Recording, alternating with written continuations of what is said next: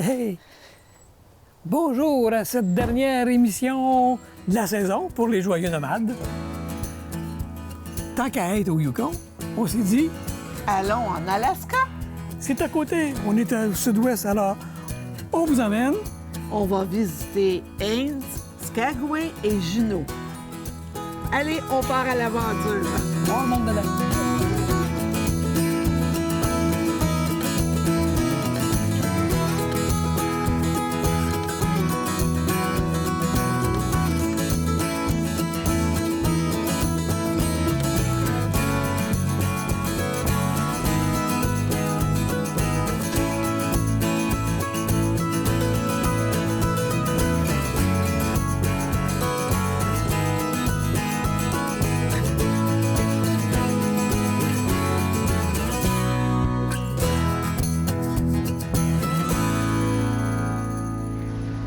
Et voilà, nous sommes en Alaska. Youhou, youpi! Youhou! Il va faire frais! Youf! On a une journée en avance, mais bon, on va prendre notre temps à Haines. Tu vois, on va faire du lavage. On a besoin, pas juste de linge, notre corps aussi.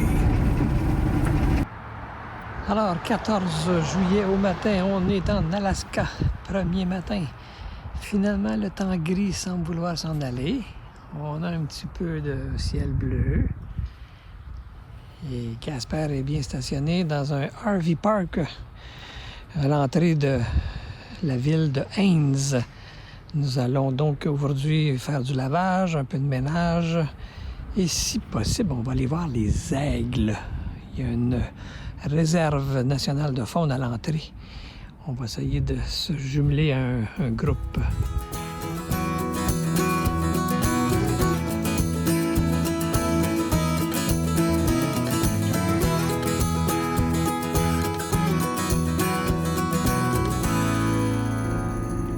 Et voilà, un bel après-midi. On s'est enligné pour aller faire une belle balade. Pour aller voir les aigles en rafting.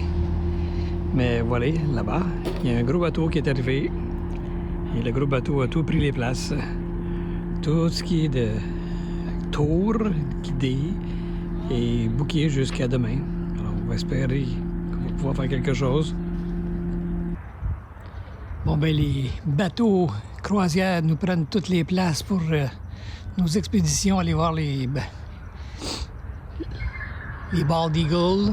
Alors, on a décidé de venir à la American Bald Eagle Foundation qui, eux autres, répare les oiseaux blessés, les animaux blessés. Alors, on va aller voir ce qu'il y a là-dedans.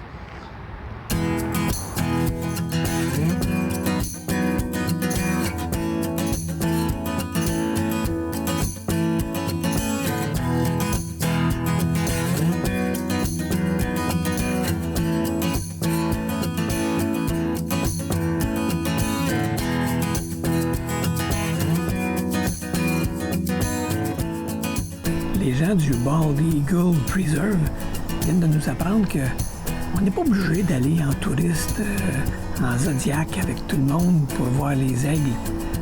On nous dit que c'est la plus grande réserve nationale de tous les États-Unis pour protéger les aigles. Et actuellement, les petits sont sortis du nid, sont même devenus juniors, qu'on pourrait en trouver un peu partout le long du parc. Alors, ils nous ont suggéré, allez vous promener, arrêtez sur un bar, vous allez voir, les aigles vont sûrement être là un moment donné. Et oui, regardez, on a pu trouver, je pense, où était probablement un des nids, ou du moins c'est un des zones de rassemblement. Il y a des aigles, des foyers un peu bruns, c'est les juniors. Les parents sont là.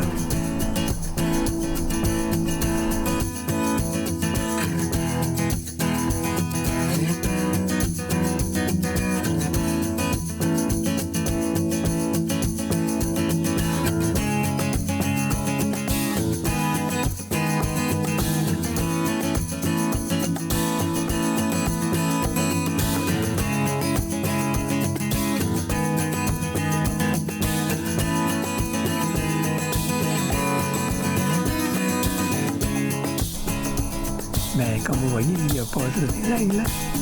Il y a des sternes aussi. Vous voyez, avoir des ailes, ça ne sert pas juste à voler. Ça sert aussi à attaquer.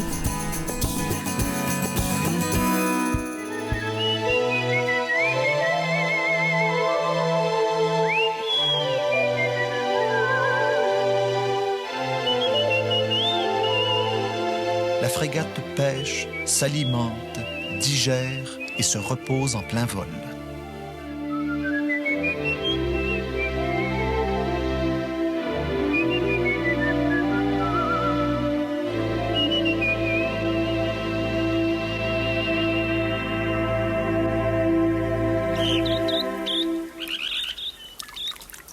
L'aigrette roussâtre, pour sa part, a perfectionné une méthode très subtile.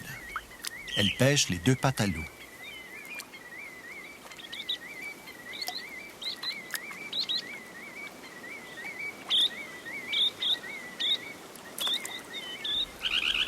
Avoir des ailes ne signifie pas seulement pouvoir voler.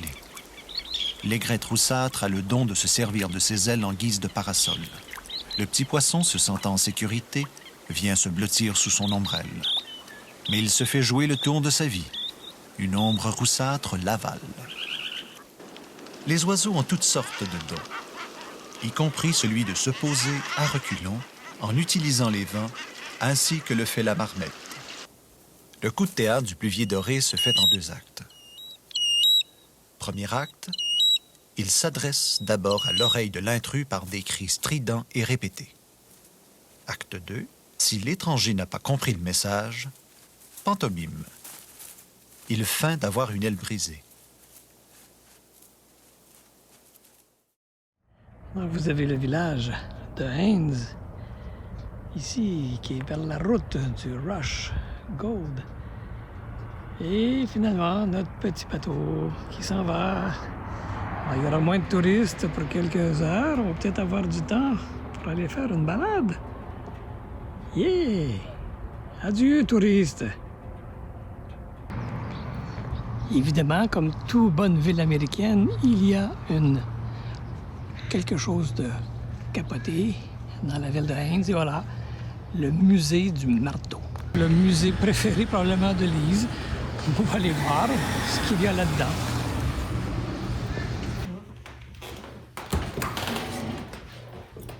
C'est tous les outils avec le marteau.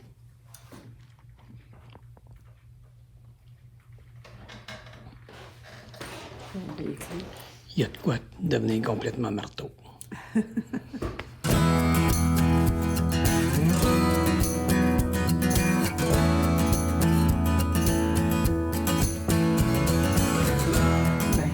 Intelligent parce que souvent, nous autres, on tient le clou, on cloue avec le marteau, on fait des beaux bleus. Hein?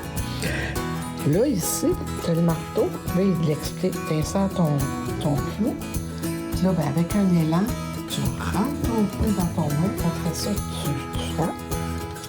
Il y en a différents. Regarde, t'en as ici, ça. Regarde celui-là. Ah, mais ça, on pourrait faire ça, nous autres. Rentrer le clou comme ça, probablement que le marteau serait capable de le faire. Je n'avais jamais pensé à ça.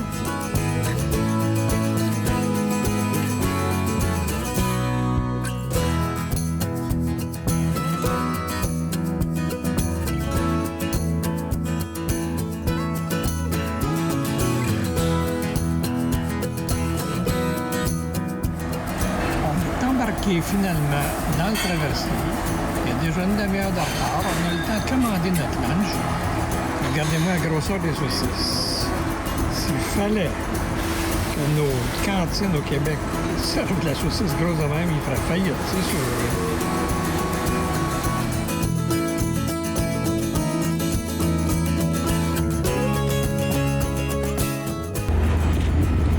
Comment qu'on va pouvoir faire des activités avec ces 3 bateaux-là, imaginez tout ce monde-là qui est dans la ville de Skagway. Aïe, aïe, aïe.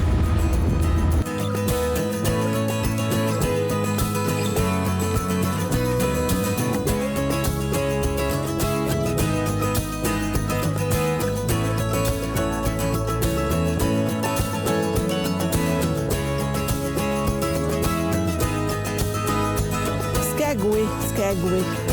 Mon Dieu, je m'imagine déjà à Dawson City, ça devrait être la même chose. Une ville un petit peu du Far West. C'est tellement beau avec les trottoirs. Mais c'est une ville qui est, d'après moi, très portuaire parce qu'elle vit quand les bateaux arrivent et ça s'endort quand les bateaux s'en vont. Les commerces et tout ce qui est ici au niveau de la restauration puis du tourisme, ça fonctionne à 100 % quand les bateaux sont là. Puis une fois qu'ils sont partis, bien, c'est le désert. Mais c'est tellement le fun, on profite de la marche tout seul dans ces beaux trottoirs de bois. C'est ça qui est le cachet de Skagway. Les façades de maisons. Question du jour. Pourquoi ça s'appelle Skagway?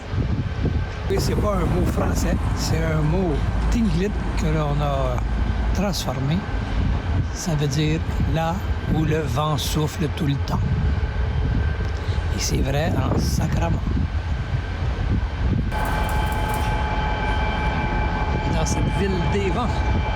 Alors ce matin, grand matin, nous allons faire un tour de train en Gold Rush White Pass Mountain.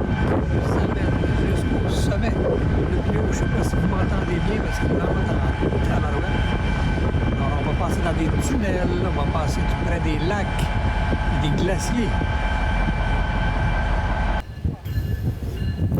Pour notre dernière journée à Skagway, un incontournable, une sortie en train, le White Pass du Yukon. C'est un train qui a été financé par les frères Close, une voie ferroviaire qui a été construite en 2 ans dans les années 1897 et 1898. Juste pour le panoramique, ça vaut le déplacement, c'est tellement beau. Et vous allez pouvoir vous imaginer tout le travail que les gens ont fait pour escalader ces grandes montagnes, pour passer par le col White Pass et atterrir vers le Yukon pour la ruée vers l'or. En passant, le train était là pour leur faciliter la vie, puis malheureusement, le temps que ça a pris pour le construire, les 2 ans, la ruée vers l'or était terminée.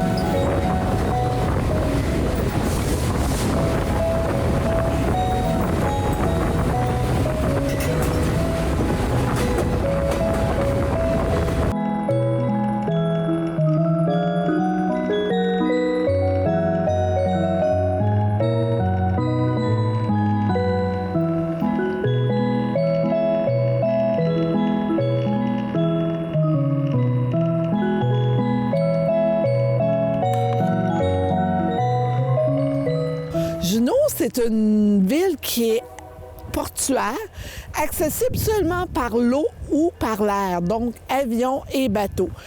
On n'avait que 4 heures pour visiter Juneau.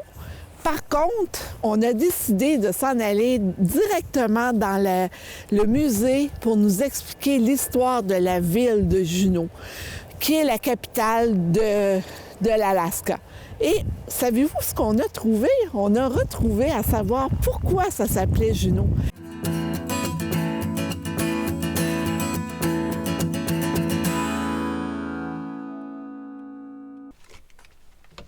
Bon, la réponse au quiz, écoutez, plusieurs ont bien ri au sujet de mes choix de réponse, surtout sur le jeu Uno. Évidemment, ce n'était pas Uno parce que le jeu a été créé en 1971. Donc, c'est une réponse qui est éliminée. Les Juno Awards, premièrement, c'est un prix qui est canadien et ça a été créé en 1970. Fait évidemment, c'est pas les Juno Awards. Vous aviez la bonne réponse, plusieurs d'entre vous. C'est bien Joseph Junot. Joseph Junot, qui est un Québécois qui vient de Repentigny, a été avec Monsieur... Attendez... Monsieur... Harris. Monsieur Harris et Monsieur Junot ont été prospectés en Alaska pour une compagnie minière. Et lors de leur passage en Alaska, les citoyens ont cherché à donner un nom sur l'endroit où ils sont arrêtés. Et ils ont parti un concours entre M. Harris et M. Junot. M. Junot a soudoyé les citoyens en les invitant au salon et en payant pour qu'ils votent pour son nom. Alors, c'est comme ça que la ville de Juneau, qui est la capitale de l'Alaska, a pris le nom de M. Joseph Junot, un Québécois. Qui peut-être serait de la lignée de Joey Junot, notre joueur de hockey. À vous de faire les recherches.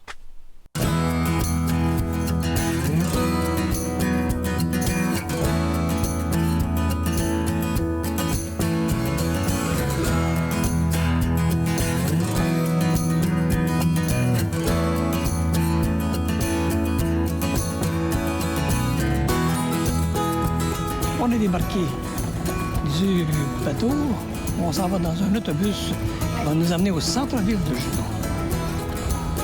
Alors, je ne sais pas si on va pouvoir voir quelque chose. On devait faire un téléphérique qui nous amenait voir les glaciers, mais tellement de nuages, je pense que cette activité va être cancellée. Malheureusement. On fait quoi? On fait l'amour.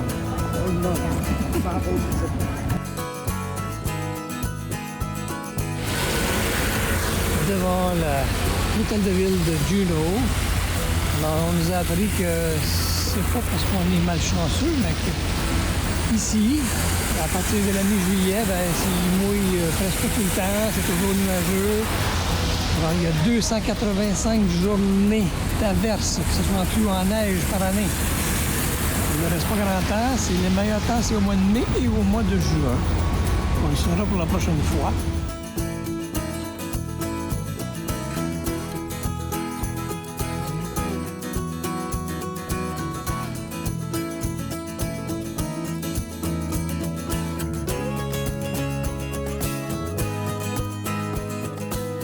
C'est déjà fini, la saison. On voudrait remercier notre commanditaire Automobile Julien. Merci à Chantal de C'est sur la télé de nous avoir aidés pour l'Internet. Merci à Marie-Thérèse pour tous les bouts de films de Jean-Louis. Oui. Et merci à Claude pour les cartes qui nous a pu vous montrer tout le trajet qu'on a fait. Ce n'est pas au revoir parce qu'on a encore beaucoup de matériel à vous présenter pour l'année prochaine. Donc, on vous garde d'une autre saison où on va vous montrer tout notre retour depuis l'Alaska jusqu'au Québec. On a marché sur des volcans. On a rencontré des ours avec leurs petits bébés. On est allé dans la vallée d'Okanagan boire du vin. Puis on a même bu du vin dans le seul vignoble autochtone du Canada. Sans compter qu'on s'est perdu dans le désert. Oui, avec les sauterelles qui voulaient nous manger. Alors, on vous donne rendez-vous à la prochaine saison. À la prochaine saison. Merci d'avoir été là.